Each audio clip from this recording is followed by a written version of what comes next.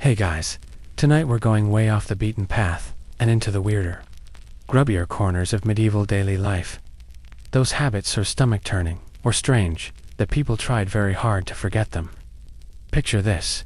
It's the 1300s. The wind howls across a muddy village, and someone just walked up to your open leg wound and licked it. Yes, that's where we're starting. You probably won't survive this journey through hygiene, superstition, and questionable logic, but in the best, most sleepy way. So, before you get comfortable, take a moment to like the video and subscribe, but only if you genuinely enjoy what I do here. Drop a comment with your country and local time. I always love seeing where and when you're tuning in from now. Dim the lights, maybe turn on a fan for that soft background hum, and let's ease into tonight's journey together. You're trudging through a medieval village after sundown, and it smells like rotting hay, boiled cabbage, and something vaguely like wet goat. You've managed to fall and scrape your knee, and a nearby healer comes to help. Good, right? Except instead of reaching for a cloth, or even praying, she bends down and licks it slowly. Repeatedly. This isn't some bizarre, isolated ritual. In some parts of medieval Europe, particularly in rural communities or monastic circles, wound licking was thought to aid healing. Why? Well, in their worldview, saliva, especially from those considered holy, was imbued with healing powers. That idea wasn't completely random. Dog saliva, for instance, has mild antibacterial properties. The Romans noticed dogs licking their own wounds and healing faster, and this observation lingered into medieval belief systems. Now, imagine you're the patient. You've already endured mud, pain, and the looming risk of infection. But apparently, that local monk with bleeding gums and a persistent cough is your best bet at recovery. Bon appétit. Holy men weren't the only ones at it, either. There are scattered references to animals, particularly dogs, being encouraged to lick wounds. In some accounts, the church even debated whether it was more pure to be healed by divine saliva or beastly tongues. Historians still argue whether this was a widespread belief, or more of a fringe quirk, exaggerated by later chroniclers. But either way, once it's been described in writing, it's hard to forget. And here's the kicker. This wasn't always about healing the physical. Wound licking was sometimes thought to draw out sin or cleanse the soul. A festering leg ulcer. Clearly divine punishment. Let a saintly figure slobber over it, and you're not just mending flesh, you're purifying your karma. It's penitence, with a side of mucus. Now, from a modern standpoint, this sounds revolting and deeply unhygienic, and it absolutely was. But back then, they didn't know about germ theory. They didn't understand that bacteria were even a thing. To them, if something felt mystical or produced results once or twice, it was worthy of repetition. You only needed one person to recover after a good tongue lashing to turn it into folk wisdom. And then, just when you think it couldn't get worse, there were those who licked wounds as a form of devotion. Some mystics believed that suffering alongside others brought them closer to Christ's own agony. In that spirit, tending to the sick with your whole being, including your saliva, is considered a sacrifice. It was also, unintentionally, a great way to spread infections like leprosy, tuberculosis, and various skin diseases. But hey, holy intent, right? There's a particularly odd case, noted in the 12th century, involving a woman named Agnes, later considered for sainthood. She reportedly licked the sores of plague victims to show her divine mercy. Her contemporaries praised her compassion, while very quietly avoiding her. Today she'd probably be quarantined and assigned a therapist. Some chroniclers writing with that passive-aggressive medieval sass noted that such actions made people admired by God, but shunned by man. You know, your average holy outcast with a spitty healing hobby. It gets weirder. Some even mix saliva with herbs, blood, or ashes to make healing balms. The three-spit remedy included spittle from 3 different people: a virgin, a priest, and someone who had recently fasted. It sounds like a recipe for a stomach bug more than a cure, but it was sincerely believed to align spiritual energy. You might be wondering, did any of this actually work? In a few odd cases, maybe. Saliva does contain enzymes like lysozyme that can inhibit bacteria. But these are minor, and certainly no match for medieval infections or battlefield wounds. Still, people clung to hope, tradition, and frankly bizarre logic. It was a mix of desperation, faith, and the occasional half-truth that kept the practice alive.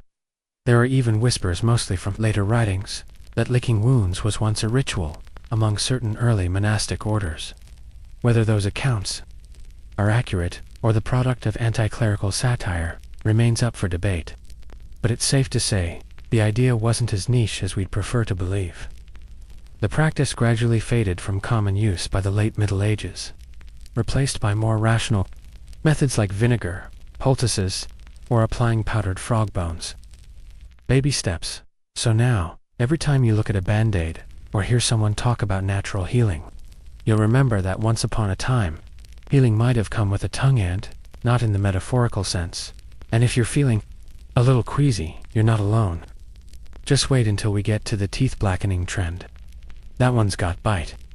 You wake up in your drafty, stone-walled medieval manor, and the first thing you do, after swatting away a flea or two, is check the state of your teeth, not whether they're clean. Oh no. You want them to be black, jet black. The darker, the better. Not because you're in mourning, but because you want everyone to know you're wealthy enough to rot your own smile. It sounds like something out of a dystopian dental nightmare. But yes, there was a time when blackened teeth were considered stylish. In medieval Europe, particularly among the upper class in regions like France and England, having decayed or stained teeth was a sign that you could afford luxuries like sugar. Loads of it, sugar imported from the East, and outrageously expensive, was a symbol of status, and people didn't use it sparingly. They piled it into everything: wine, meats, pies, medicines. The result, a mouthful of brown, black, or missing teeth. But instead of hiding this, elites began to lean into it. After all, if you had pristine teeth, maybe you weren't rich enough to indulge in sweet delicacies. Imagine being judged for good oral hygiene. That's medieval for you. Some nobles even artificially blackened their teeth to look like they'd been destroyed by sugar, whether or not they actually were. Think of it as the 14th century equivalent of wearing designer clothes with holes in them on purpose. There are records suggesting concoctions made from crushed charcoal, herbs, and even iron filings were rubbed onto the teeth to achieve the fashionable rot look. It's both commitment and confusion. Historians still argue whether this trend was localized or more widespread, with some suggesting it may have been more ceremonial than everyday. But there's no denying that decayed teeth were socially not just in Europe. Over in Japan, during roughly the same era, there was a practice called ohaguro, in which women and some men painted their teeth black with a dye made from iron filings and vinegar. There, it was a mark of beauty and maturity. Across continents, black teeth meant power, desirability, or spiritual virtue, though the reasons differed. Back in Europe, especially in the wealthiest circles, dental decay was so normalized that chroniclers wrote long descriptions of noble mouths. One famous English courtier was described in a letter as having a mouth as sweet as honey and black as a raven's wing. That was, apparently, a compliment. That's love, medieval style. But here's where it veers from fashion into downright disturbing. Some tooth paints included toxic materials, like lead-based compounds or mercury-laced powders. People literally poisoned themselves for a cosmetic effect. Vanity may be eternal, but safety protocols clearly are not. One bizarre belief tied to dental decay was that the more a person indulged in earthly pleasures, like sugary foods, the more they would be weighed and judged by spiritual forces. So rotting teeth became not just a symbol of status, but a warning flag of moral decline. Some clergy took it upon themselves to preach about tooth sin. Yes, that's a thing, claiming that mouths darkened by sugar were signs of gluttony and lack of piety, and yet these same clerics often enjoyed honeyed wine and candied fruit behind monastery walls. One chronicler even mentions a monk with teeth so black they shone, who was also known for hoarding candied figs. Hypocrisy, apparently, has an old, toothy grin. For peasants, on the other hand, things were different.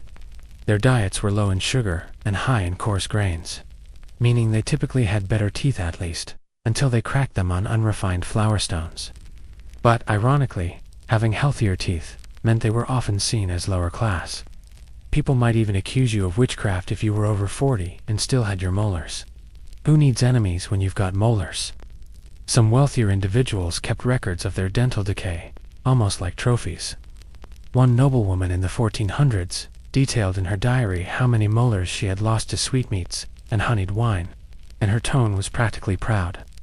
It was her version of Instagramming her luxury brunch, except with significantly more plaque.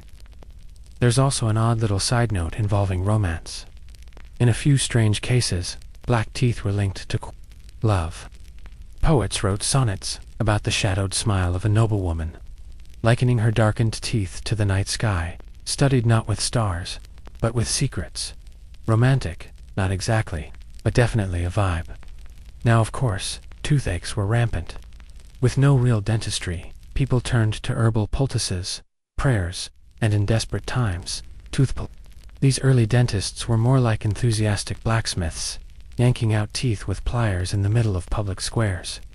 No anesthetic, just a strong arm and a stronger stomach. Oh, and a crowd, because nothing says Tuesday market like watching someone scream through a molar extraction, despite the pain. Some people refused to have rotten teeth removed because they believed the discomfort was holy. If your tooth ached constantly, it was seen as a form of penance, an everyday reminder of sin, lodged between your canines. There are even accounts of monks deliberately infecting teeth with honey and ash to create that throbbing reminder. That's dedication on a whole other level. Eventually, by the Renaissance, perceptions shifted.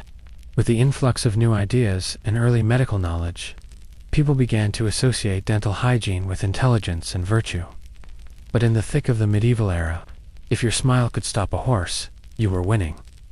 So the next time you stress about whitening strips or flossing twice a day, just remember, you could be rubbing iron dust on your teeth to simulate decay. All so your neighbors know you're rich enough to rot. You're halfway through your morning prayers in a chilly stone chapel, kneeling on a splintery wooden bench, when you suddenly feel that persistent itch on your ribs, just under your tunic. You don't scratch. That would be too easy. No. You embrace the irritation. In fact, you're wearing the very thing causing it, a hair shirt. Rough, scratchy, and made from animal hair. It's basically medieval sandpaper couture. This isn't punishment, it's devotion. You chose this. Welcome to the itchy underworld of the Hair Shirt Club, a not-so-secret society of self-tormentors, saints in training, and spiritually ambitious itchers. These folks believed that to get closer to God, you had to make yourself miserable in style. And few things made you more miserable than wearing a garment designed to poke, scrape, and chafe every inch of your upper body. Every single day. Hair shirts, also called silices, were often made from coarse goat hair or horsehair, and sometimes even lined with tiny metal hooks. They didn't breathe. They didn't stretch. They did exactly what they were meant to: make your life a low-key nightmare. According to the wearers, that constant discomfort reminded them of Christ's suffering, helped purify their souls, and humbled their worldly egos. A kind of divine itch therapy, if you will. Some took it further. There are reports of individuals sleeping in hair shirts, layering them under woolen robes in the heat of summer, and even sewing small bits of thorn into the lining for bonus penance. Because why not throw a few surprise spikes into your devotional wardrobe? It wasn't just monks and mystics, either. Several royals and nobles dabbled in the hair shirt game. Henry IV of Germany supposedly wore one under his imperial robes to show God he hadn't let the crown go to his head, though. Let's be honest, it was probably also a PR move to get in good with the Pope. Then there was St. Thomas Becket, who, after his murder, was found wearing a lice-infested hair shirt under his finery. Devotion or discomfort kink. History doesn't judge. But we might. Historians still argue whether hair shirts were worn daily, or only on special occasions like Lent, confession, or post-scandal damage control. Either way, they were itchy statements of intent. You didn't need to shout your holiness when your outfit screamed it for you. But not everyone thought it was a good idea. Some church authorities were wary of extreme self-mortification, worrying it might lead people down the path of vanity, disguised as humility. After all, if you're showing off how much you're suffering, are you really suffering for the right reasons? It's the medieval equivalent of humble bragging on Instagram. Woke up early, fasted for 36 hours, wore my thorn shirt. Feeling #blessed. Still. The trend caught on, particularly in isolated monasteries and among wandering preachers who wanted to set an example. There's even a famous medieval instruction manual that outlines how to properly wear your hair shirt for maximum effect. Enough to allow airflow, tight enough to chafe the shoulders. Comfort. Not in this century. In some cases, hair shirts weren't just for individuals, they were group uniforms. Certain orders, like the Cistercians, included them as part of their spiritual discipline. Initiates were taught to embrace pain and endurance as steps toward enlightenment. If you weren't itchy, you weren't trying hard enough. Of course, medieval fashion wasn't exactly known for comfort, but the hair shirt took things to another level. And while most people hid them under their robes, some wore theirs openly in moments of public penance. A disgraced merchant caught embezzling, for example, might be paraded through town in nothing but a hair shirt and his sins written on a placard. Humiliation and rug burn, all in one. The trend even extended to accessories. Some penitents wore belts made of twisted bramble or iron chains against bare skin. Others fastened miniature crosses to their shirts to dig into their chests. One noblewoman famously embedded tiny glass shards into the collar of hers. Now that's dedication. And also a guaranteed rash. But perhaps the most curious offshoot was the idea of sweat purification. Certain ascetic groups believed that the more you sweated under your scratchy garments, the more toxins spiritual and physically you expelled. One 13th century mystic claimed her sweat smelled like roses after prolonged hair shirt wear. We suspect her friends would have begged to differ. Still, the psychological power of the hair shirt can't be overstated. In an age obsessed with divine judgment and eternal reward, every poke and sting felt like a deposit in the soul's heavenly savings account. Each day in discomfort was one less day in purgatory. That was the logic. And when something is believed to bring you closer to salvation, people will endure almost anything, even smelling like damp goat. Interestingly, some wore these itchy shirts not to atone for their own sins, but on behalf of others. Praying for your son. Wear a hair shirt. Want your village spared from plague. Better throw on that bristly tunic and get praying. It was medieval spiritual currency, scratchiness exchanged for blessings. Eventually, the practice faded at least among the mainstream. By the Renaissance, self-mortification was less in vogue, replaced by more refined methods of piety like art patronage, long theological debates, and attending Mass in elaborate lace. But in small corners of the world, even today, some devout individuals still take up the hair shirt during Lent, or in private penance. So, next time you complain about your itchy sweater or scratchy tag, imagine donning a whole torso's worth of goat hair for spiritual benefits, of course. And remember, no pain, no sainthood. You're walking through a small medieval village, and you notice something odd. No one's bathed ever. The air smells like damp wool, old onions, and that musty stew odor that clings to people for life. And you realize this isn't unusual. This is just normal. Because in much of the medieval world, bathing wasn't just avoided. It was practically suspicious. Yes, tonight we peel back the murky, grimy curtain on medieval hygiene. And I do mean grimy. Let's get one thing straight. People in the Middle Ages didn't never bathe. That's a myth. But the frequency, motivation, and methods of washing were wildly different from anything modern. Depending on where and when you were bathing, ranged from a decadent luxury to a potential death wish in some parts of Europe.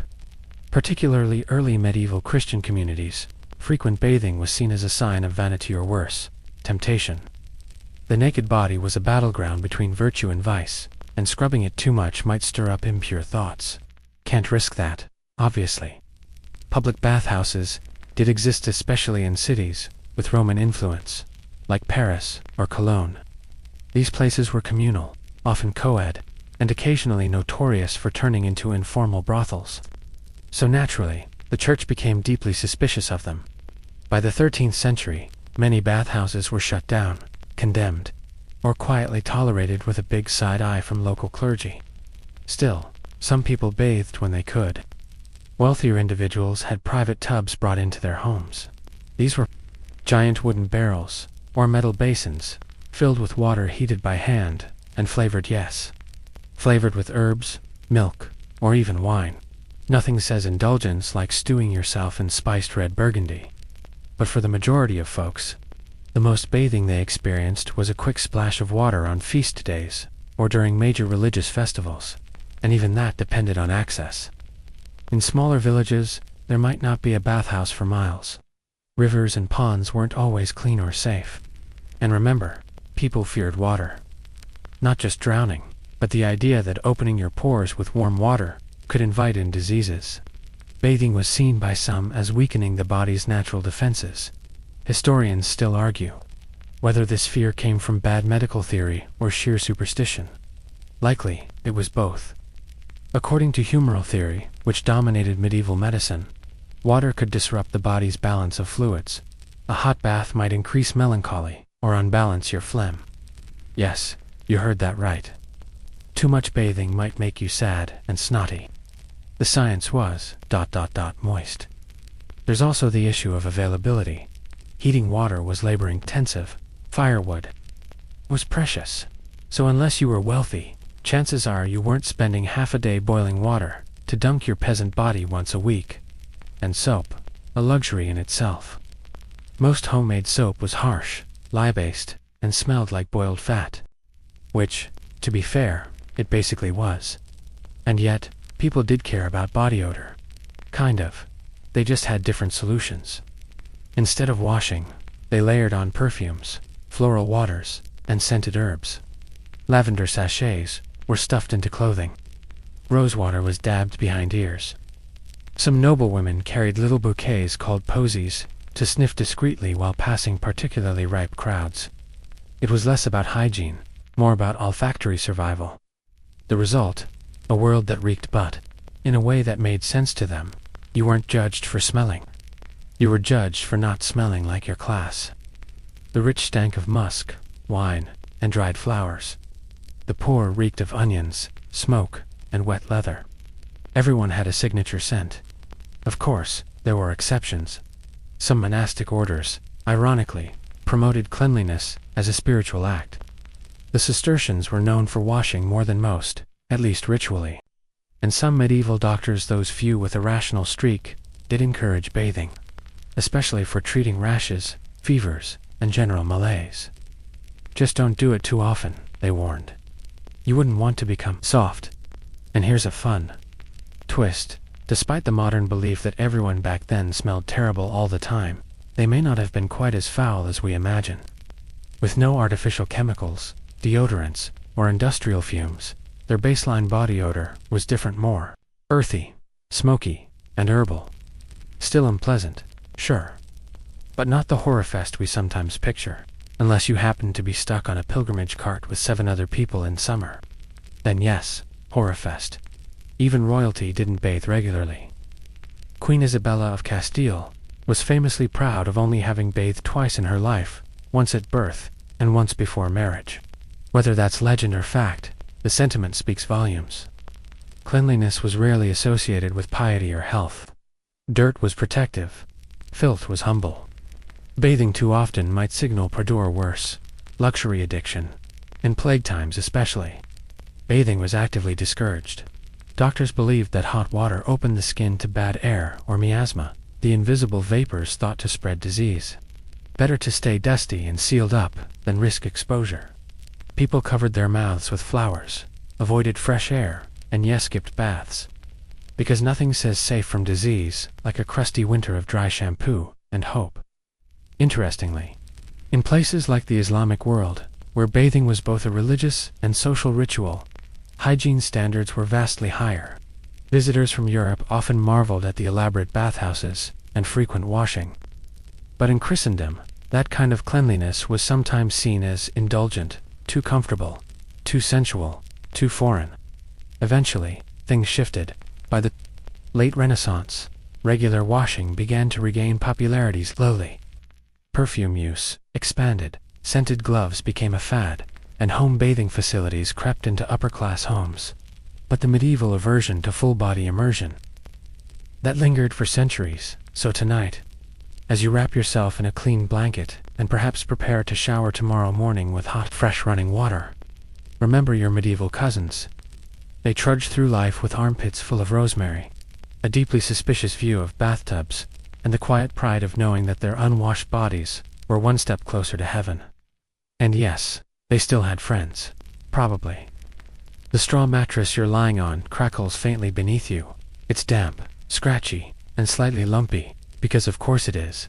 But that's not what's keeping you awake. It's the unmistakable feeling of something crawling. Multiple somethings, actually. You shift, and the movement stirs up a whole colony of unwelcome roommates. Bugs, lice, fleas, and your personal favorite bedbugs. And here's the kicker. For some devout medieval souls, this was not only expected, it was encouraged. Welcome to the bizarre world of religious self-suffering, where sleeping in infested bedding was considered spiritually beneficial. Imagine thinking bedbugs were a gift from God. It takes a special kind of devotion, or perhaps desperation, to lie there and think, ah yes, these dozens of tiny bites are surely cleansing my soul.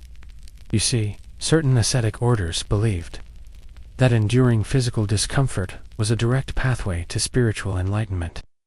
It wasn't enough to pray and fast, no, you had to suffer while doing it. Voluntarily sleeping in vermin-ridden bedding. That was devotion deluxe. In fact, for some monks and mystics, bugs were thought of almost as tiny penitents, sent to share in one's suffering. Talk about divine pest control. There are accounts of saints refusing to clean their bedding for months, sometimes years. Saint Ludwina of Sedam, a 14th century Dutch mystic, is said to have slept on unwashed straw that eventually became a moving habitat. Not just bedbugs, but mice, lice, and even beetles made a home there. She viewed them as part of her trial spiritual tests wrapped in exoskeleton. It wasn't just straw beds either. Infestation could happen in robes, hair, even prayer mats. And instead of treating these as signs of poverty or neglect, some treated them as a kind of divine reward. You've heard of sainthood through miracles. This was sainthood through relentless. Itching historians still argue whether such extreme practices were common or confined to fringe monastic groups. But there are enough records letters, church notes that make it clear. At least some people were doing this on purpose. Some monks even boasted about how many bites they received overnight. One Cistercian friar supposedly counted 127 holy stings after a single evening's rest. We assume he stopped counting after passing out from blood loss. Even more curious is the belief that bugs were a reflection of inner sin. If your bedding teemed with vermin, maybe it was because your soul needed purging. Thus, being bitten wasn't just tolerated, it was welcomed. Suffering cleanses, they said. Though clearly no one bothered to invent mosquito netting. And let's not overlook the practical side of this.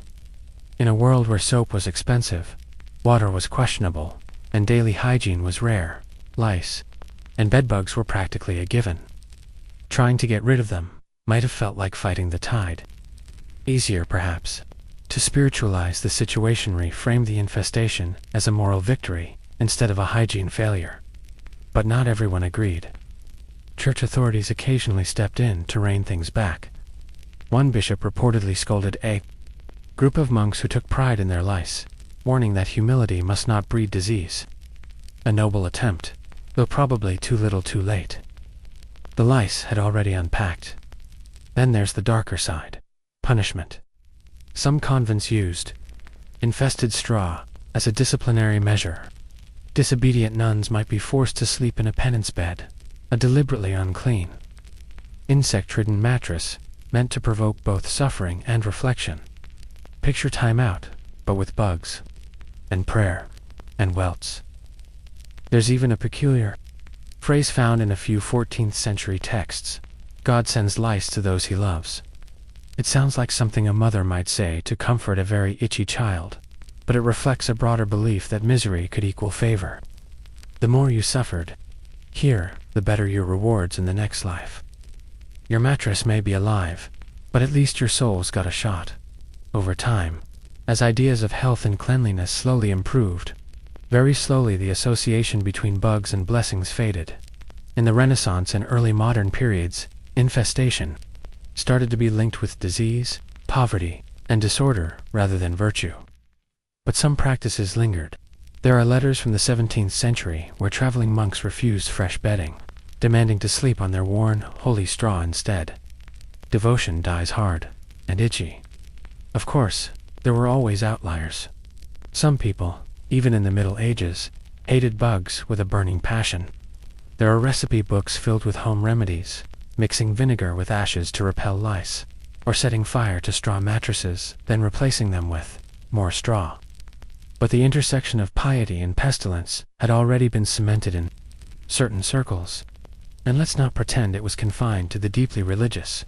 Ordinary folks, especially the poor, often had no choice.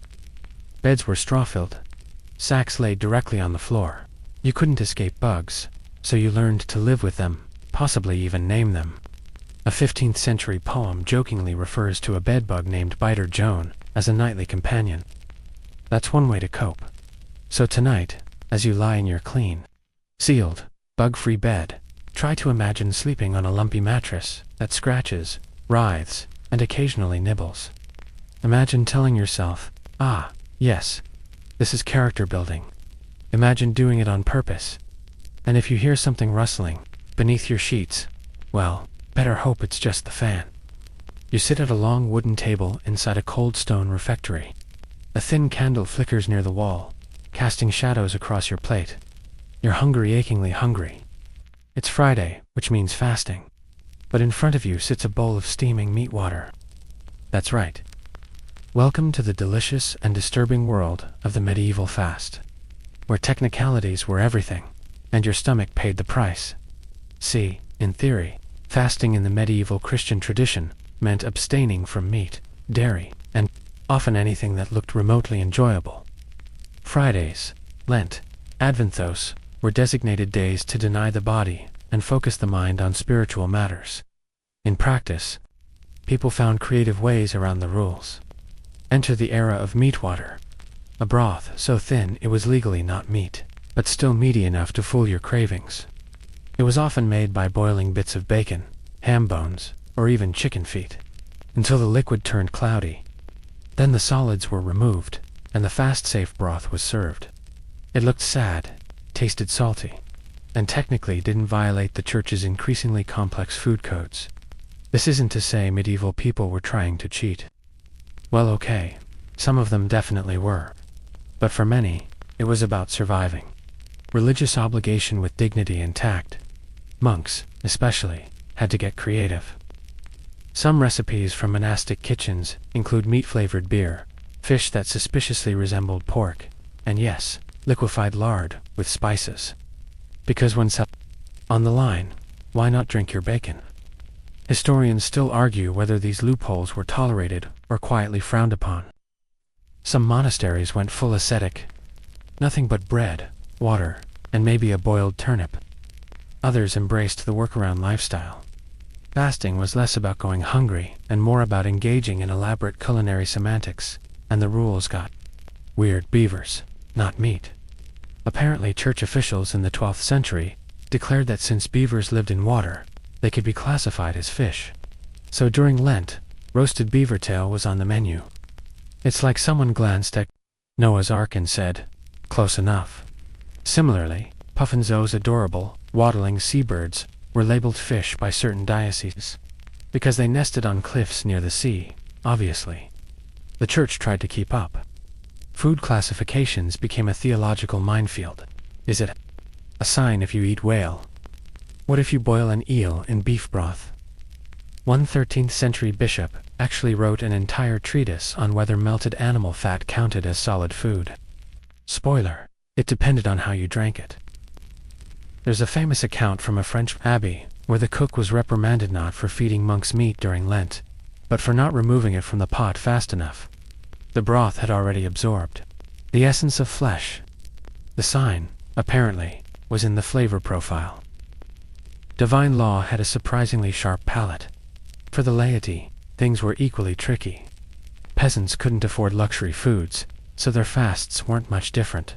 From daily life, coarse bread, onions, maybe some cabbage boiled in old shoe leather, but even they tried to add some variety during fasting seasons.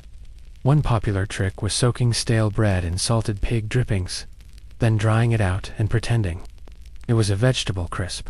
That's commitment. Or delusion. But let's be real, people got hungry. Desperately hungry. And hungry people get inventive.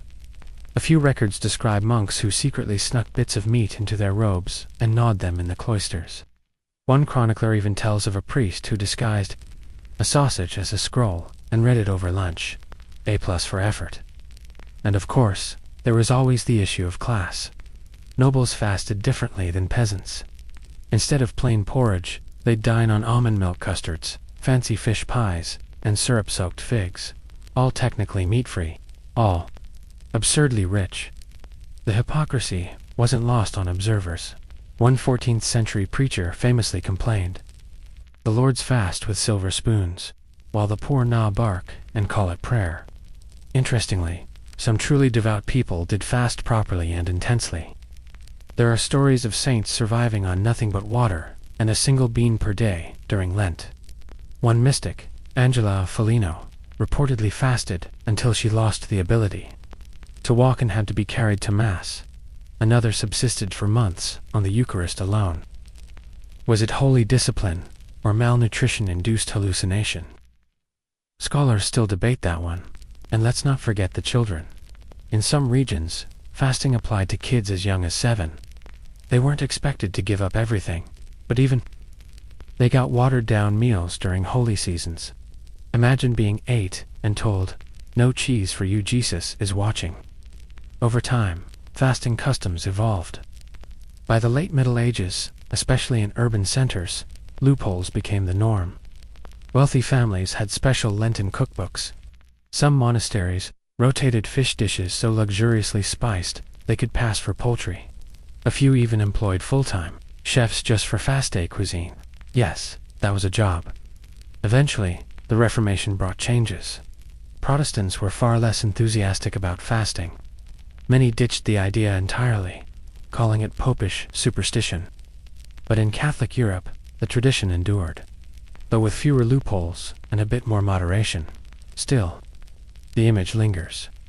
A cold stone refectory, a line of monks sipping steaming meat water, quietly reminding themselves it's technically allowed. One bite too far, and it's straight to confession. So tonight, if you're sipping tea or snacking quietly in bed, take a moment to appreciate the simplicity. You're not trying to liquefy a pork chop into a moral gray area. You're not sipping hot lard through a straw. And you're definitely not pretending a puffin is a fish. Modern fasting might be a health trend. Back then, it was a labyrinth of guilt, hunger, and theological acrobatics. Good luck getting to heaven with full flavor. You're seated on a creaky wooden bench inside a dim chapel, trying to keep a straight face as Brother Osric delivers a very serious sermon. But you can't concentrate, not because of his droning Latin, but because of the smell. Someone in the pew behind you has just let one rip. And in medieval Europe, this wasn't merely rude. It might have been seen as a window into the soul. Tonight, we venture into one of the more curious and, yes, ridiculous corners of medieval spirituality. Flatulence as a moral compass. Because in a world where disease was caused by bad air, and sign clung to the body like dirt, even your farts could be up for divine analysis. Let's start with the basics. Bodily functions in the Middle Ages were both taboo and unavoidable. People lived in close quarters, in shared rooms and communal spaces. Privacy, barely a concept. And yet, natural functions like flatulence weren't just embarrassing, they could be deeply symbolic, especially in religious communities, where monks and clerics often read meaning into everything. The humble fart took on surprising importance. There's actual written commentaries, preserved in old vellum manuscripts where chroniclers recorded particularly memorable bouts of flatulence. One 12th century monk described his brother's constant emissions as a test sent from God to try our patience and our airways. Another, less forgiving, claimed excessive flatulence was a sign of inner corruption seeking exit. And then there's the legend of Brother Paula, possibly apocryphal, but widely circulated tale. According to monastic gossip, Brother Paul was said to emit such thunderous nocturnal emissions that they rattled the icon of Saint Sebastian above his bed. Rather than be punished, he claimed the sounds were demons fleeing his body. Surprisingly, his abbot nodded thoughtfully and advised him to pray harder. Can't argue with holy gas. Historians still argue whether such stories were intended literally or as moral allegories. But what's clear is that bodily functions weren't just tolerated, they were sometimes moralized. If your body misbehaved, maybe your soul was misaligned too. This idea wasn't confined to monasteries. In peasant folklore, a well-timed fart could ward off evil spirits. One strange belief, particularly among Germanic villagers, was that demons hated human gas, probably because it was seen as both impure and hilariously human. So, in moments of fear, people might intentionally let loose as a form of spiritual defense. Practical, debatable, memorable. Absolutely. Even more bizarre. There were early medical texts, serious ones, that catalogued the sound, frequency, and scent of flatulence as diagnostic tools. A particularly sulfurous emission might indicate an imbalance of choler, while a squeaky one suggested an excess of wind humor. Yes, there were men in robes who took notes on this. Somewhere, someone had a chart. And just when you think it can't get weirder, the fart scale. A now lost, but once referenced, Benedictine manuscript allegedly described 7 types of flatulence, ranked from sinful to redemptive. It included gems like the silent curse, the trumpet of gluttony, and the sigh of penance. Sadly, no copies survive, but scholars debate whether this was satire, sincere theology, or just monks with too much free time. Of course, not everyone appreciated this gassy spiritualism. Some church leaders tried to steer focus away from the body altogether, pushing for detachment from all fleshly distractions. But others leaned in, using the topic for moral instruction. A friar in 1300s Italy once delivered a whole sermon comparing the stench of sin to a fart in a locked chapel. Not subtle, but very effective. Humor also played a role. Medieval people weren't all solemn and scowling. They laughed. A lot. And bodily humor, especially fart jokes, showed up in literature, plays, and even illuminated manuscripts. One cheeky monk doodled a picture of a man farting into a demon's face in the margins of a religious text. Holy vengeance, one might say. In The Miller's Tale, by Chaucer, one character literally sticks his backside out a window and farts in another man's face. The audience loved it. And this wasn't lowbrow in their eyes. It was classic satire. It mocked pride, sin, and social pretense, using the most democratic of bodily functions. Even kings weren't immune. There's an infamous story about Edward II's court jester, Roland the Farter, who was granted land for performing 1 jump, 1 whistle, and 1 fart simultaneously at Christmas. Yes, land. For a seasonal fart act. It pays to be talented. Even if your talent is musical still. Not all emissions were embraced. There were rules, especially in religious settings. Flatulence during prayer was discouraged, and if a monk couldn't control his gas, he might be assigned extra penance or, at the very least, a more isolated prayer mat. Imagine being exiled to the windy bench. During Vespers, there's a documented case of a nun who blamed her frequent emissions on demonic possession. Rather than call for an exorcist, her abbess prescribed a diet of bland bread and cold water, which either solved the problem or gave the demons indigestion. Eventually, with the rise of Renaissance decorum, bodily humor and symbolism faded from polite religious discourse. Flatulence was demoted to the realm of children's jokes and drunken storytelling. But the medieval legacy lingered. The idea that your body's most natural actions could reveal spiritual truths. That stuck. So tonight, if your stomach gurgles, or you let slip a sleepy puff beneath the blanket, take comfort in knowing that just once, someone might have called it a sigh of the soul, probably while pinching their nose. You're walking through a bustling medieval village, dodging carts, stray chickens, and that one barefoot child who may or may not be covered in jam or blood. You stop in your tracks when you see something peculiar. A line of people waiting. Outside a small shop. No, not a bakery or a healer. It's a bone seller, and he's not just selling any bones. He's selling bones that supposedly belonged to saints. Or martyrs. Or, depending on the day, maybe someone's grandmother. Welcome to the odd, profitable, and often outright shady world of medieval relics, an economy built on sacred bones, holy toenails, miraculous handkerchiefs, and more than a few. Imaginative backstories. Relics, in theory, were sacred objects, physical remains or belongings of saints, martyrs, or even Christ himself. A splinter from the true cross, a vial of Mary's milk, the fingerbone of St. Peter. These were considered conduits to the divine touch one, and you might be healed, blessed, or at least relieved of your toothache. But in practice, things got weird. Really weird. By the high Middle Ages, relics had become a booming industry. Every church, cathedral, and roadside shrine wanted one. Not just for prestige, but for income. A good relic brought pilgrims, and pilgrims brought coins. Towns built roads, inns, and entire economies around their sacred knuckle or feather fragment. It was like spiritual tourism, but with significantly more chanting. Historians still argue whether most relics were sincere or forged. The truth is likely both. Some were genuine artifacts passed down through careful tradition. Others were, well, creative. There's a famous story about one church claiming to have the head of John the Baptist, while another, 2 villages over, also claimed to have his head. A monk is said to have resolved the confusion by declaring, "Yes, but this is his head." As a child, problem solved.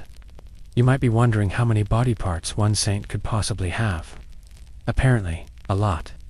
According to medieval inventories, there were dozens of arms of St. George, several skulls of St. Cecilia, and at least 3 different femurs of St. Thomas Aquinas. Either they were built like centipedes, or some creative accounting was going on. Some relics weren't even body parts. A scrap of robe, a sandal, a single hair. In one particularly bizarre case, a church claimed to possess the breath of St. Joseph, trapped in a sealed glass vial. No one could open it, of course. The sanctity might escape. And then came the next level: contact relics.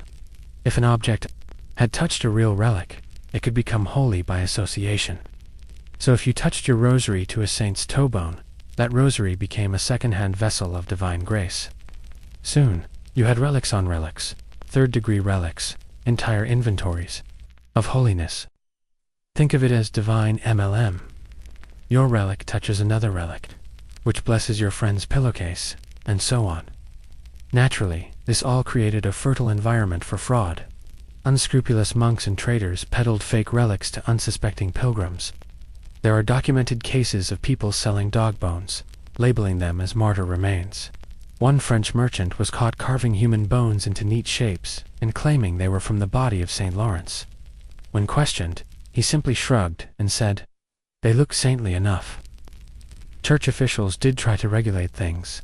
Councils were held to standardize relic approval. Some bishops investigated relics that were clearly fraudulent, like the feather of the Holy Spirit that turned out to be chicken fluff. But the sheer demand made it impossible to police everything, and besides, belief often overruled logic. If a relic worked if people reported miracles near it, then who cared where it came from? Some of the most sought-after relics were shockingly intimate. The Virgin Mary's breast milk was a big one, literally and metaphorically. Multiple shrines claimed to have vials of it, preserved over centuries. Historians debate whether these were sheep's milk, ground pearls, or wishful thinking. Then there's the holy foreskin.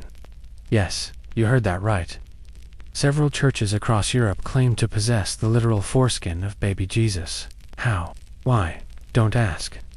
The church eventually banned discussion of it entirely by the 20th century. But for hundreds of years, it was a major relic, paraded through towns on holy days. One monk even claimed to have tasted it and said it was sweet as honey. We'll let that one speak for itself. Relics weren't just sacred, they were political. Kings gifted them too. curry favor with the church. Nobles stole them from rival cathedrals to boost their town's prestige.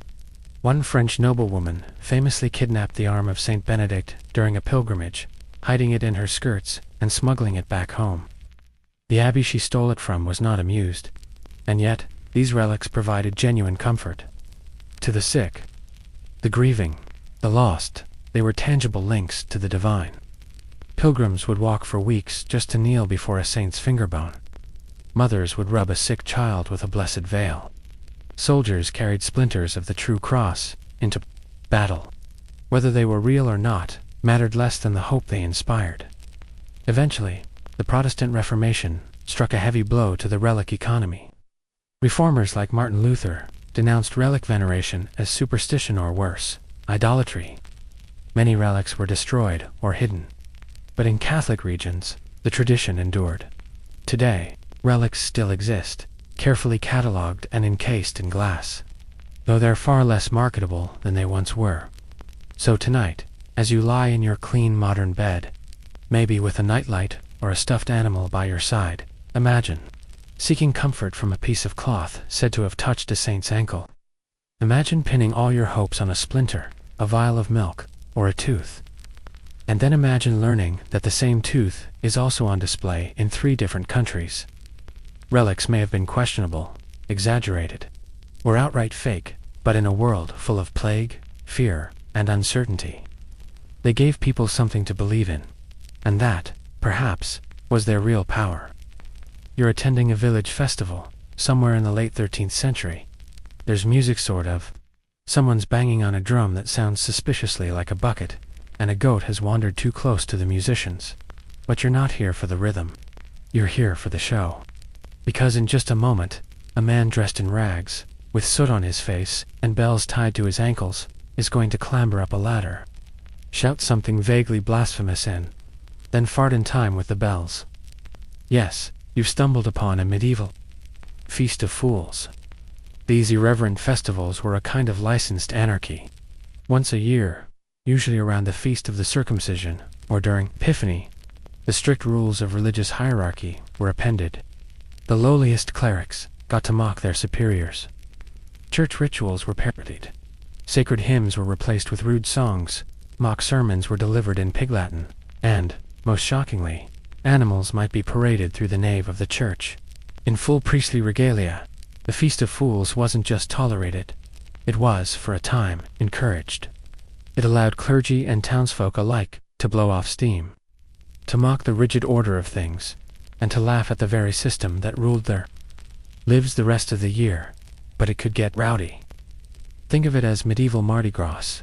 Mardi Gras involved fake bishops, reversed processions, and possibly throwing manure at statues. At the heart of the feast was role reversal.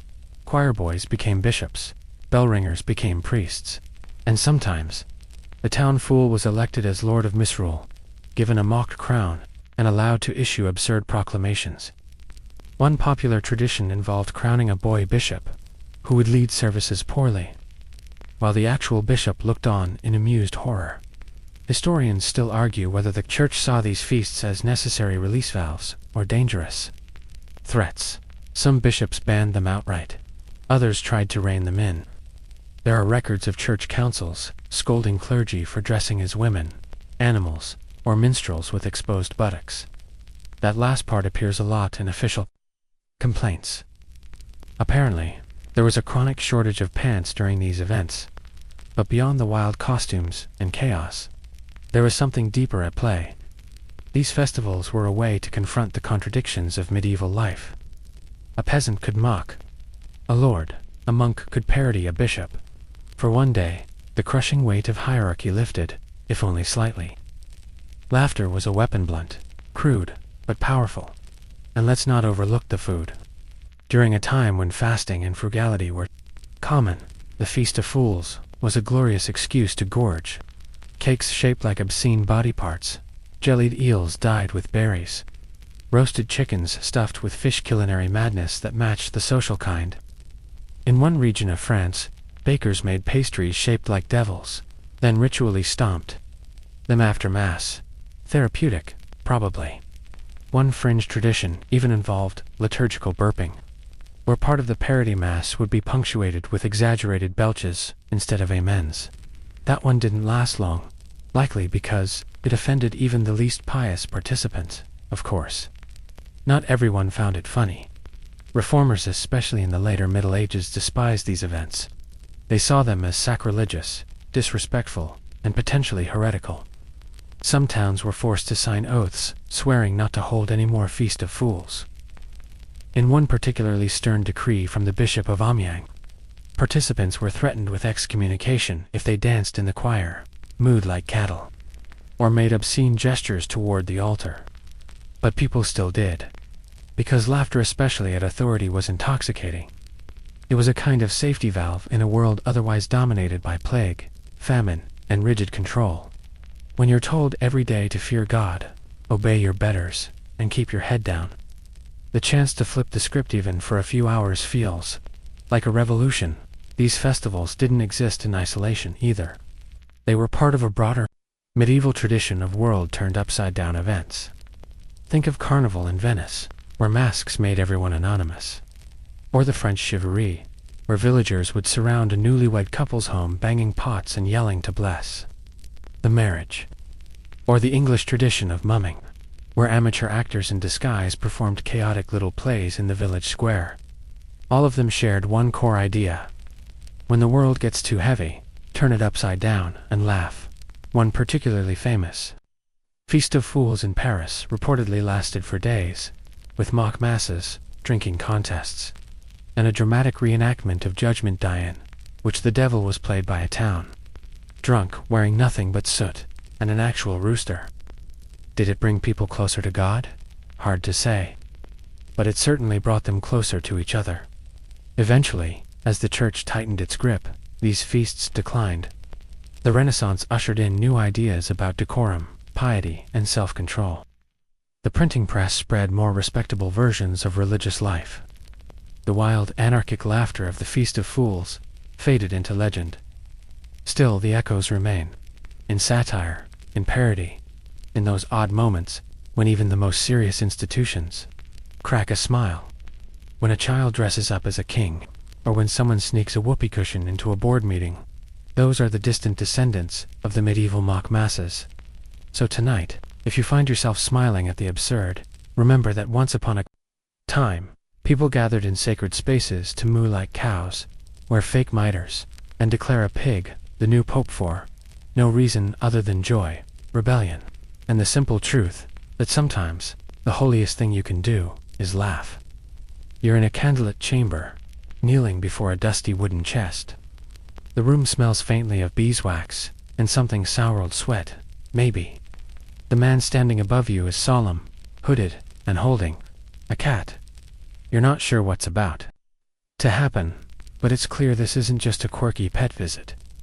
This is a ceremony, a trial, and the defendant, the cat. Welcome to the truly baffling world of medieval animal trials, where cows, pigs, dogs, and yes, even insects were dragged into court, charged with crimes, and sometimes executed. That's right, animals with legal representation, clerical judges, and the whole ridiculous ordeal of jurisprudence. And no, it wasn't a joke. They were serious. The Middle Ages had a unique relationship with animals. On the one hand, they were property tools of labor, sources of food, creatures of burden. On the other hand, animals were seen as moral beings, capable of sinning, being possessed by demons, or even making deals with the devil. So when a pig trampled a child, or a rooster crowed at the wrong hour, people asked not just what happened, but what does it mean? One of the most infamous examples occurred in 1386, in Falaise, France. A sow was found guilty of killing a child. The local court tried her, sentenced her to death, and brace yourself, dressed her in human clothing before publicly hanging her in the town square. They wanted to make it clear that justice had been served, even to a pig. Historians still argue whether these trials were symbolic, legal theater, or based on genuine belief. The truth is murky.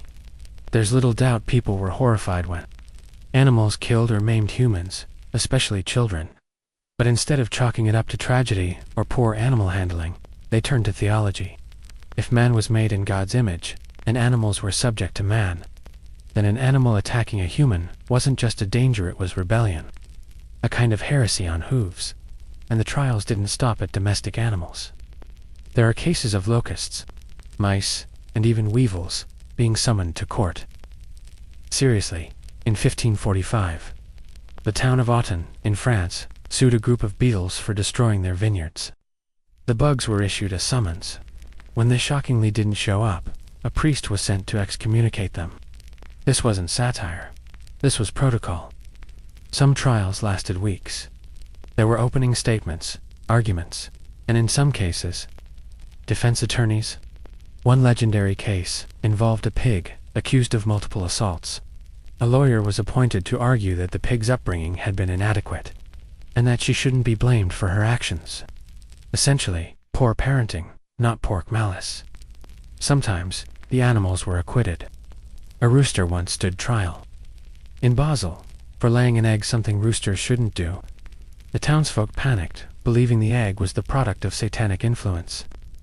But after careful deliberation and some theological hand-wringing, the rooster was declared innocent. The egg, however, was destroyed. Just in case. One might assume these events were reserved for remote villages or deeply superstitious hamlets. But no, many of these trials were held in prominent towns with educated officials. There are records of learned judges quoting canon law, referring to Roman legal precedent, and invoking divine order to determine the guilt of a goat. And it wasn't just about punishing animals. It was also about restoring order. A child killed by a pig was a tragedy. But if the pig was tried, condemned, and punished, justice was visibly served. The community could heal. God's hierarchy was reaffirmed. And honestly, what better way to make peace with the random brutality of life than to ritualize it? Of course, not everyone bought into it. Some clerics and legal minds criticized the practice. One 15th century bishop called it a theater of absurdity, arguing that animals lacked reason and thus couldn't be held morally accountable.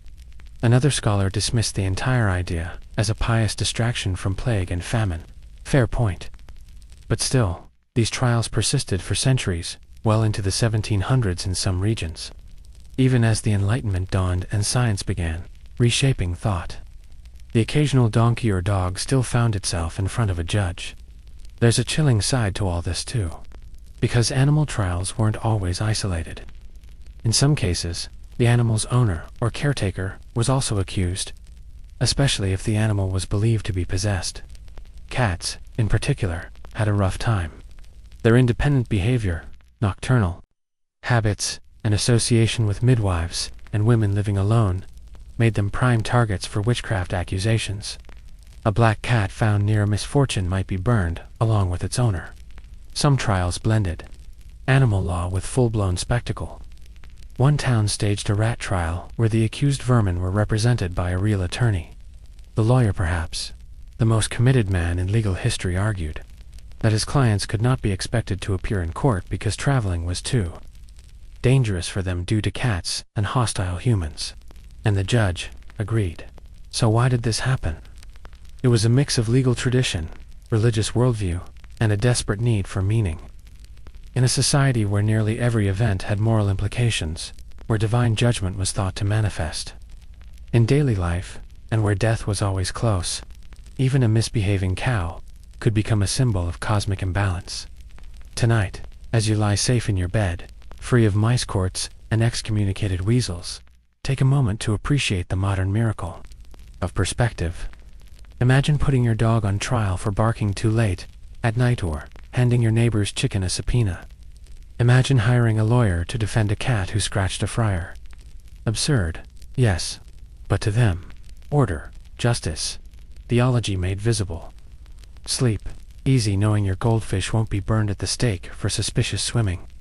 You find yourself in a darkened hallway, clutching a taper as you descend creaking steps into what feels like the bowels of the earth.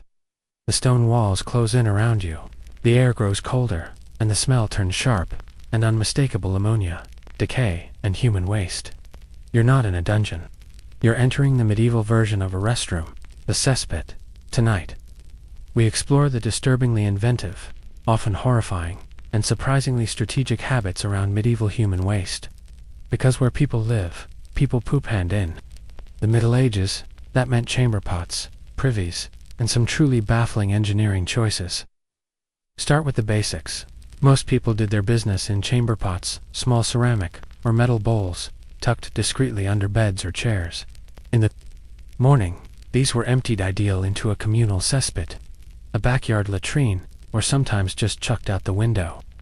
And yes, the classic warning phrase, garde l'eau, from the French gardes l'eau, watch out for the water, was your only chance to dodge the flying contents. In cities, the streets often ran with filth.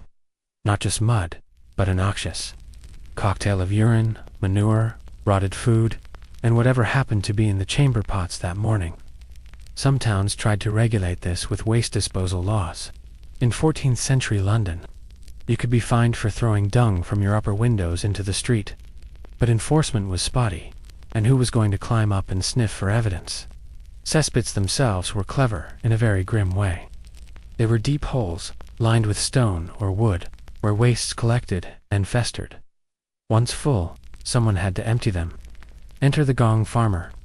This brave or very desperate soul climbed into the pit with a bucket and a shovel, scraping out layers of decomposing waste to be carted outside the city.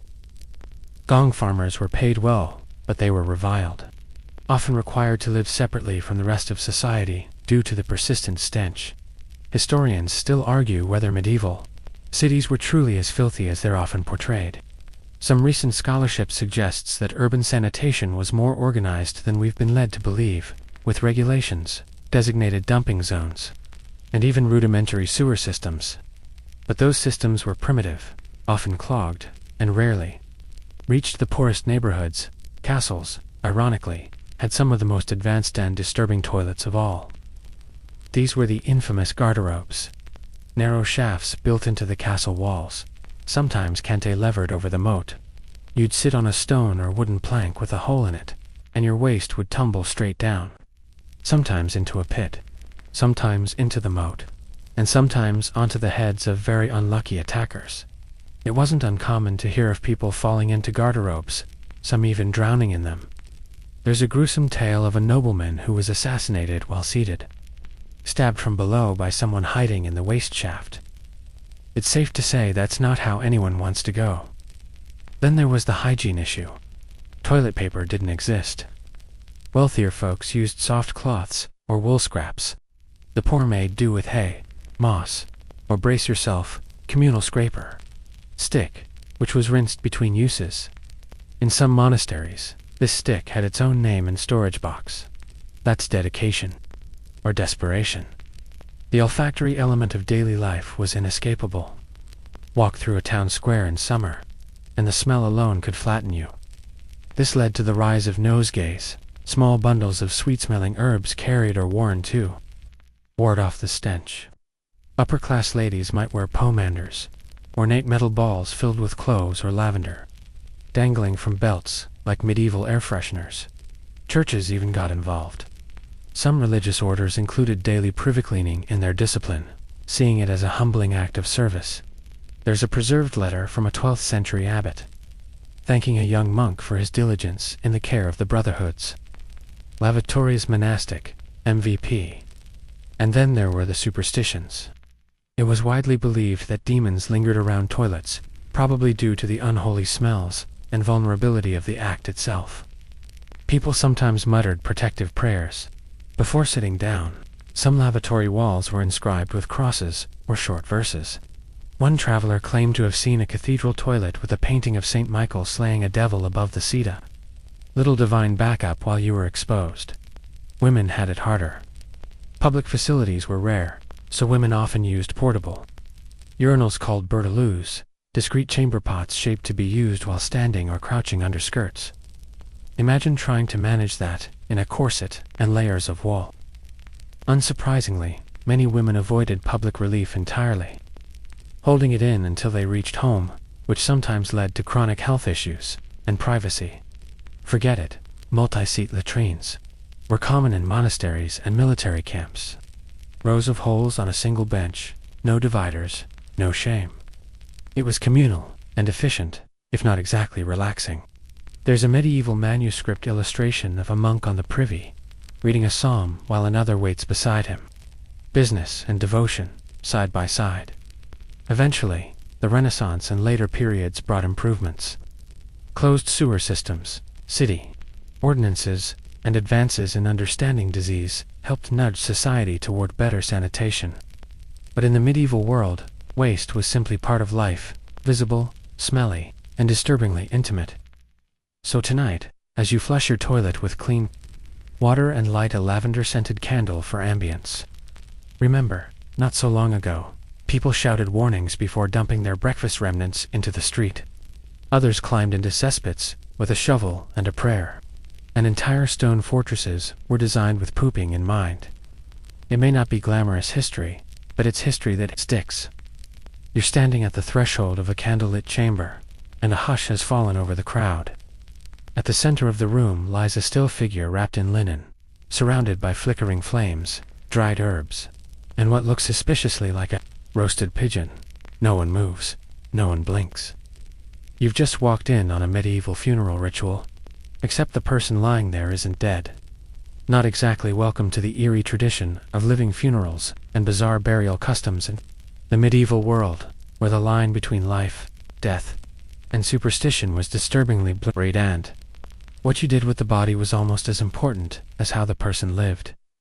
Let's start with the living funeral, also known in some parts of Europe as the Vigil of the Half-Dead.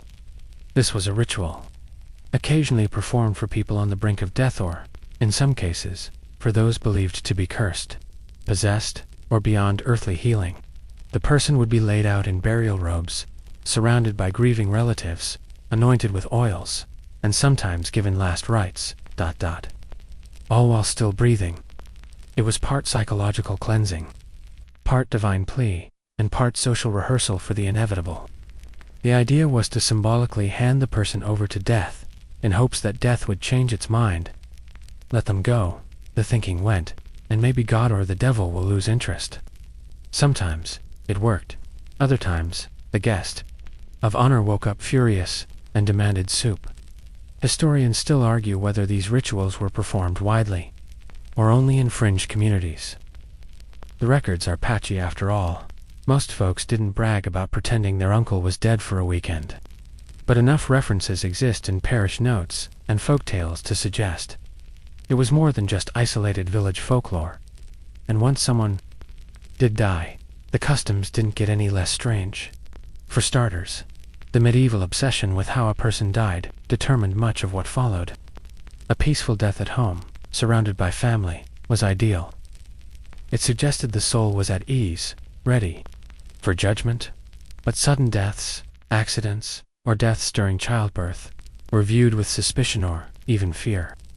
These people were sometimes buried with extra precautions to keep them from coming back. Which brings us to apotropaic burial practices, the kind meant to prevent the dead from rising.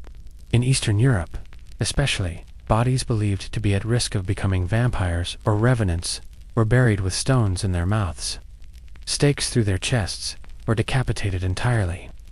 In some cases, corpses were pinned into coffins with sickles, yes, the farming tool, so if they tried to sit up, they'd be sliced in half. Practical, if not exactly hopeful. Even in Western Europe, though less dramatic, odd practices abounded. Some corpses were buried facing east, toward Jerusalem. Others had their feet bound, or were buried at crossroads to confuse evil spirits or wandering souls. There's even documentation of villagers digging up suspected bad deaths and flipping the bodies over. Because apparently, even in the afterlife, someone lying face down was less of a threat, and funerals themselves, often more theatrical than reverent. Mourners hired to wail and beat their chests. Processions that stopped at taverns for refreshments. Coffins paraded through town while bell ringers clanged like the world was ending. In one 14th century French town, it was customary to sprinkle the corpse with flour representing purity or beer, depending on the local budget. But perhaps the most disturbing ritual of all, sin-eating in parts of Britain and Wales, particularly among the poor. This person would sit near the corpse, eat a piece of bread, and drink ale placed on the chest of the deceased, symbolically consuming the dead person's sins. In theory, this lightened the soul's burden and helped it pass more peacefully into the afterlife. In reality, it meant willingly devouring the metaphorical weight of a stranger's lifetime of wrongdoing for a meal and a few coins. The sin eater was both feared and necessary. No one wanted to shake his hand. No one wanted to sit next to him at market. But everyone wanted him nearby when Uncle Bartholomew passed unexpectedly in the barn after saying something unkind about the bishop. Sometimes, even animals were roped into the funeral proceedings. Cats were known to be kept away from corpses. Some believed that if a cat leaped over a dead body, it could steal the soul. Dogs, meanwhile, were sometimes allowed to sniff the corpse. If the dog barked, the soul was at peace. If it howled or whined, something darker was suspected. It's unclear how the dogs felt about all this. And then there was the music or lack thereof. While hymns and chants were common, some communities had very specific rules about who could sing. In one particularly grim monastery, only monks who had never committed a major sin were allowed to chant over a corpse. Since major sin included things like impure thoughts, the funerals were often very quiet. There were even beliefs about which direction a corpse's hair should be brushed.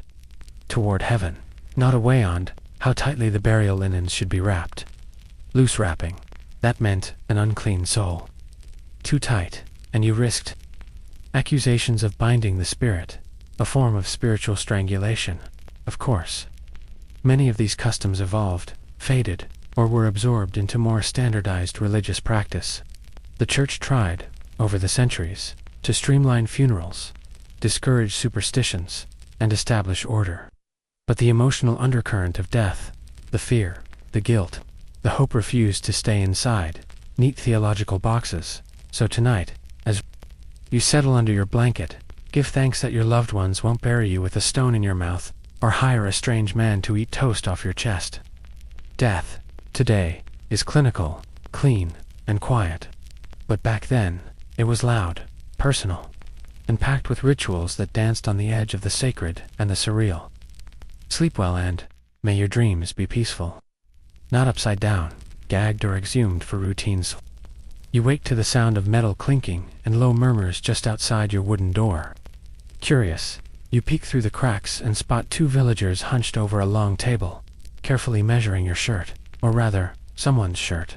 On it, strange symbols have been embroidered in crooked lines, and next to it lies a dried toad and a pouch filled with powdered something or other. Don't panic, you've just stumbled into the twilight zone of medieval healing rituals. Tonight, we're unraveling the tangled and often terrifying web of medieval folk medicine, a world where leeches were heroes, toads were doctors, and your neighborhood healer might have been one mistake away from being burned at the stake. Let's begin with the most mainstream practice of all, humoral theory. Based on ancient Greek and Roman ideas, particularly those of Galen, medieval physicians believed your health depended on the balance of four bodily fluids: blood, phlegm, black bile, and yellow bile. Feeling anxious? Too much yellow bile. Melancholy? Black bile overload. Sneezing too much? Obviously phlegm. The solution? Adjust the fluids. And how, you ask? Did one adjust fluids? Why, with bloodletting, of course. A go-to cure for everything, from headaches to fevers to general crankiness. Leeches were used, but more often it was done with knives strategically placed incisions on arms, necks, or temples to let your bad humor drain away. The messier the patient, the healthier the prognosis. Allegedly, historians still argue whether bloodletting helped at all, or just gave patients an excuse to lie down for a bit. But it was standard protocol for centuries.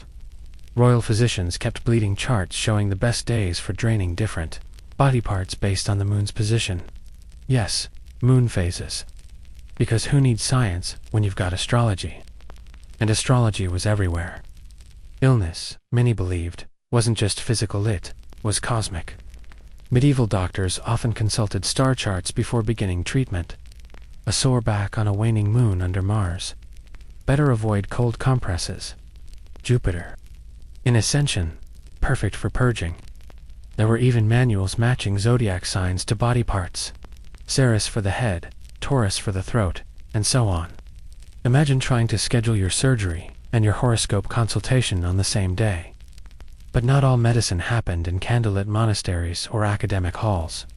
Most healing took place in the home, more precisely, in the home of a woman, known as the wise woman, the cunning woman, or, in less friendly whispers, the witch. These healers were often the only hope for peasants and villagers who couldn't afford a physician. They used herbs, prayers, poultices, charms, and yestotes. A common remedy for throat infections involved tying a live toad in a bag and wearing it around your neck until the swelling subsided. In another, warts were treated by rubbing them with a dead mouse and burying it at a crossroads under the waning moon. Sorry, moon again. It's always involved. There were even detailed guides on how to harvest herbs with the proper reverence. Mandrake, for instance, was thought to scream when pulled from the ground, killing anyone who heard it. To harvest it safely, you had to tie the root to a dog and trick the poor animal into yanking it out. Then plug your ears and pray for mercy. Totally normal gardening procedure. Some of these folk remedies were surprisingly effective. Willow bark used for pain relief contains salicylic acid, the basis for modern aspirin. Garlic, honey, and certain moldy breads had antimicrobial properties. But the line between healer and heretic was dangerously thin. A woman with too much knowledge could be accused of witchcraft if her cures failed, or, more ominously, if they succeeded too well, and it wasn't just women. Men, too, practiced what was called low medicine, healing arts outside the church's control. But the risk remained. The church officially frowned on superstition, and while many priests quietly tolerated local remedies, others cracked down. By the 15th century, inquisitors sometimes used herbal knowledge as evidence of devilry. Healing the sick could get you praise or a pile of firewood. Then there were the truly odd cures. Suffering from gout, rub your feet with a roasted owl. Having a nosebleed, stick a bit of sheep's wool up your nostril and chant a specific psalm 3 times. No more, no less toothache. Spit on a frog and tell it your pain.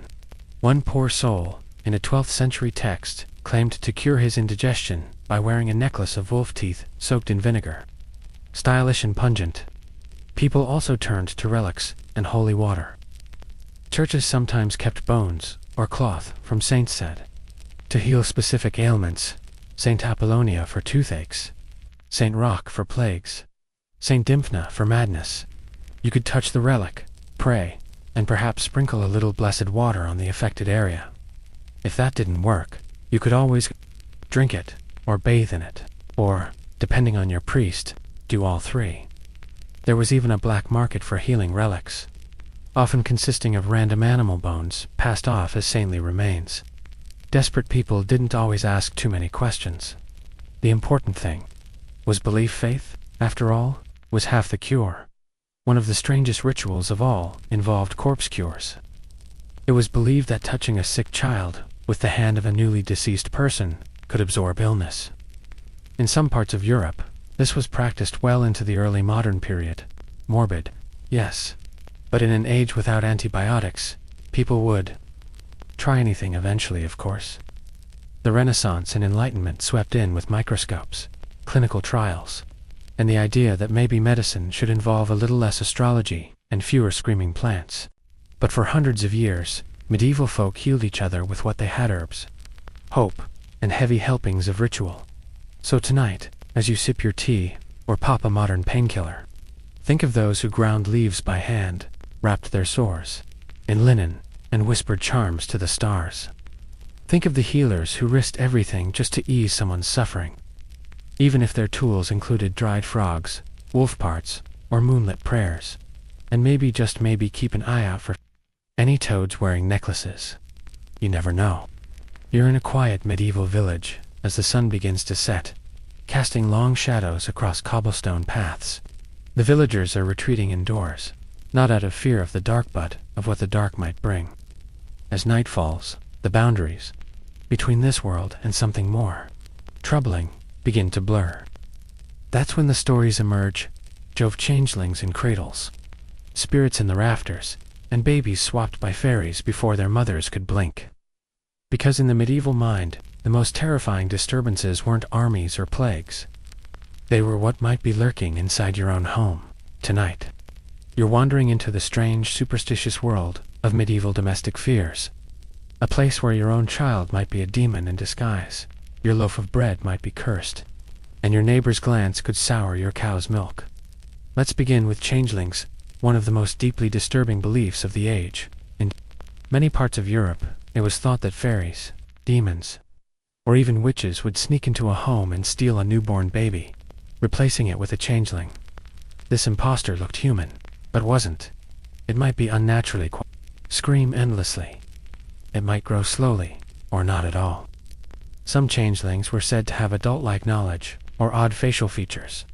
If your baby stared too long at the fire, or seemed too heavy to carry, whispers would begin. And what was a medieval parent to do? There were tests to see if a child was real. One common method was to attempt to shock the changeling into revealing itself by pretending to bake it in the oven, or placing it on a shovel over the hearth. Incredibly, these rituals were recorded not just in folklore, but in legal proceedings. Some parents faced trial after injuring or killing children they believed had been swapped. Historians still argue whether this was a coping mechanism for developmental disorders or infant illness conditions that had no explanation at the time and terrified communities already stretched thin by famine, plague, and fear. Next, let's talk about bread. You'd think something as simple and comforting as bread would be safe, but not in the medieval kitchen. Bread was considered spiritually significant. Bakers had to follow rules, not just for health, but for holiness. There were prayers for kneading, rituals for rising. Some households made a cross in the dough before baking, to ward off the devil. And if the bread cracked the wrong way, a bad omen. A loaf with a hollow in the center could mean someone in the home would die within the year. And don't ever cut a loaf from the wrong end, that invited misfortune. Butter wasn't safe either. In certain villages, it was believed that witches could steal your butter-making luck. You'd churn for hours, but nothing would come of it. To prevent this, people inserted iron nails into their churns, or sang sacred songs while they worked. If your butter still failed, the culprit was obvious. The neighbor with too many cats. That brings us to the evil eye. The idea that someone's envious gaze could curse you whether they meant to or not was widespread and taken deadly seriously. A baby admired too much might grow ill. A healthy cow looked at by the wrong person might stop giving milk. To guard against the evil eye, people hung herbs over cribs, tied red strings around animals' tails, or wore charms sometimes made from bones or teeth. And if you suspected you'd been cursed, time to visit the village cunning person, who would brew up a concoction involving ash, vinegar, and perhaps a few uncomfortably specific ingredients from your own fireplace. This would be administered as a wash, a drink, or sometimes burned, to smoke out the bad energy. The logic may have been flawed, but the intent, protection, and purification was deadly earnest. Homes were filled with spiritual safeguards. Iron horseshoes over the door, rowan twigs in the thatch. In some regions, it was customary to bury a dead animal under the hearthstone to protect against fire demons. Shoes were hidden in wallsias, actual shoes. Archaeologists have found dozens of them sealed in medieval houses, especially near chimneys. The belief that the shoe would attract any evil spirit trying to enter, trap it, and keep it from harming the family. It's hard to argue with a logic that involves ghosts getting distracted by footwear. There were also threshold superstitions. It was bad luck to step into a house with your left foot first. A new broom should never be used until it was ritually broken in, and never ever sweep toward the door. You'd be sweeping your luck out.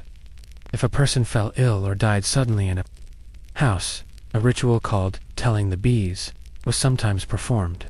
The family would approach their beehive and gently inform the bees of the death. If you didn't, the bees might fly away, stop producing honey, or even die.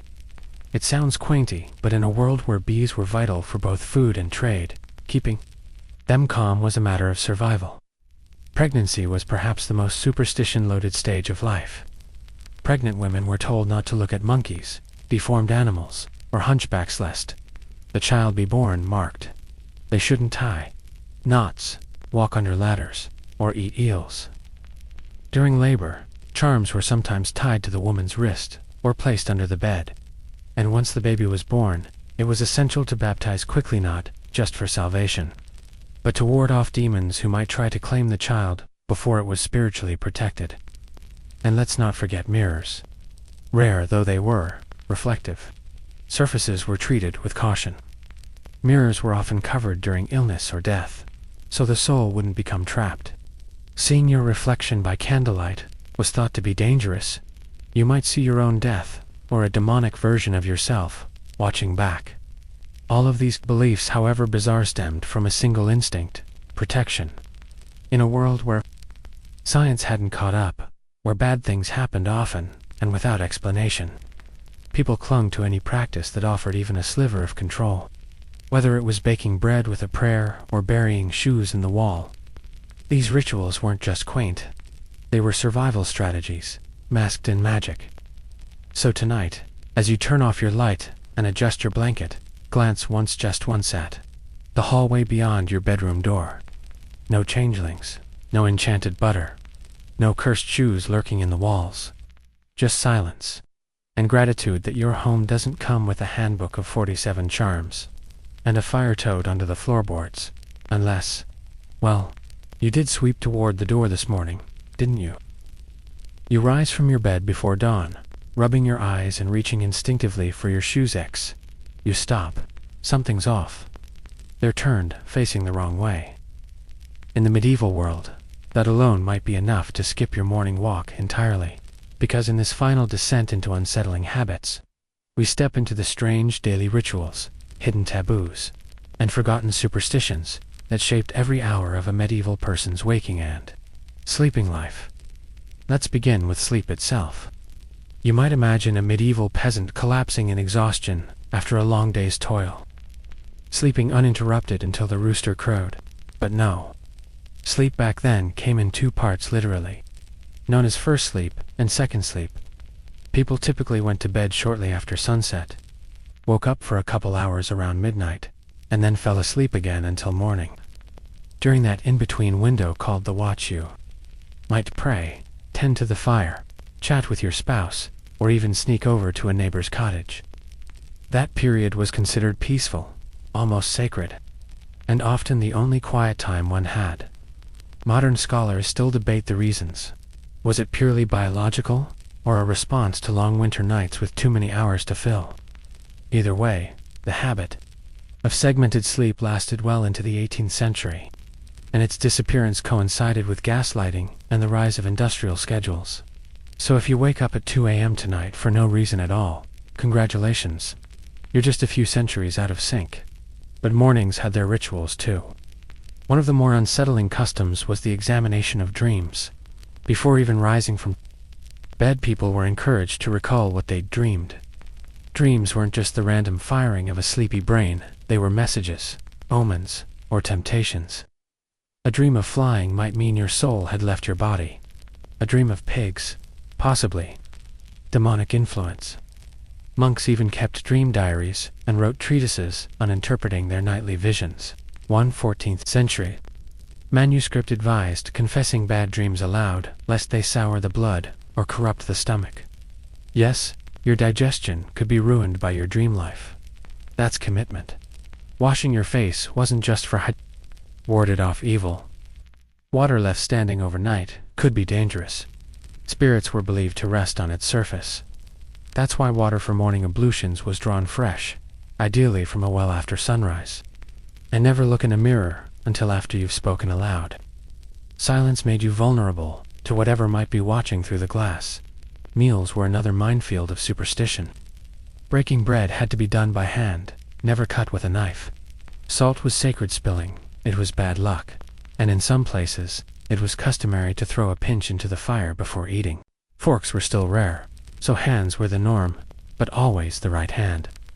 The left hand, associated with sin, demons, and somehow cheese theft, was to be avoided. Speaking of sin, table manners doubled as moral indicators. Slurping soup too loudly impatient, tearing bread with your teeth, greedy, fidgeting, possibly possessed. In wealthier households, servants stood nearby to wash guests' hands between courses, a gesture of both cleanliness and spiritual purity. And if someone refused the hand washing, that was grounds for gossip, at the very least. One of the more disturbing habits came from the realm of personal grooming. Lice, fleas, and other uninvited guests were so common that nit-combing was a nightly ritual. Friends and spouses would sit side by side, combing each other's hair under the firelight, popping lice between their fingernails, and brace yourself sometimes eating them as a show of dominance over the pests. Monks in particular were notorious for these quiet grooming sessions, turning the act into something almost meditative. And hey, medieval couples had to bond somehow. Clothing, too, came with its share of daily taboos. Never wear green and black. Together those were death colors. Putting on clothes inside out was unlucky unless done intentionally to reverse a spell. And belts weren't just fashion. They were protective charms. A belt passed down from a mother might be embroidered with prayers or symbols, believed to ward off illness, infertility, or misfortune. Taking it off at the wrong time, spiritually dangerous. And oh, the shoes. So many shoe superstitions. Always put the right one on first. Never place them on a table that invited death. Leaving them pointing toward the door could signal that you were ready to depart, permanently. That's why many households had quiet rituals for arranging footwear before sleep. Seem excessive? Well, when life is unpredictable, and death is always around the corner, even the smallest habits become sacred. Household sounds were another source of unease. A creaking beam at night. Could be a ghost. A candle sputtering unexpectedly. Someone, speaking ill of you, whined in the chimney. Either the devil himself, or just Tuesday. Superstitions filled every silence, turning the home into a place of constant low-level vigilance. You weren't just trying to keep the hearth warm. You were holding back the chaos. But not all rituals were fearful. There were soothing ones, too. Families sang quiet blessings before bed, or sprinkled herbs around doorways to ensure good sleep. Rosemary under the pillow for dreams, lavender near the bed for calm. In some regions, people kept small wooden carvings of saints or ancestors on bedside shelves, early nightstand, guardians, reminding you that even in the dark, you weren't alone. Eventually, of course, many of these rituals faded. The printing, press, Reformation, and Enlightenment reshaped how people thought about the world. Science replaced signs. Probability replaced omens. But for much of medieval life, the world was a haunted theater and everyone played their part carefully, lest they tip the balance. So tonight, as you settle into your own nighttime rituals, maybe turning on a fan, fluffing your pillow twice, or placing your phone on the left side instead of the right, know that you're not so different. Our rituals have changed, but our longing for meaning, safety, and predictability remains the same. And maybe, just maybe, give your shoes a second glance, just in case. And now, dear traveler, your journey through the shadows of the medieval world draws to a close. Let the flickering torches fade, the stone walls soften, and the clang of distant church bells grow faint behind you. You've wandered through strange chambers tonight, past foul garderobes and midnight rituals, through echoing cathedrals and alleys steeped in superstition. The world you've glimpsed was dark, yes, but never dull. Let your breath slow now. You are no longer walking muddy streets or peeking through smoke-hazed tavern windows. You're simply resting in your own bed, in your own time. Far from the whispers of changelings and the creak of cursed shoes. Even so, let something from tonight linger, a whisper of wonder, perhaps, or a quiet respect for those who lived, with one foot always in mystery. Life was uncertain then, and maybe still is.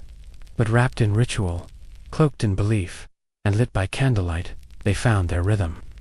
Their strange, astonishing rhythm. You don't need a saint's relic on your nightstand, or to burn herbs beneath the floorboards.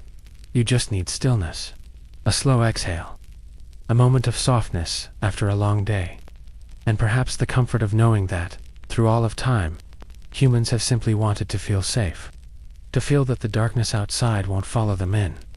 So rest easy now, No pigs in robes, no lurking toads, no medieval moon charts, just you, breathing gently, drifting softly. Sleep comes slow, steady like footsteps fading on an old stone road.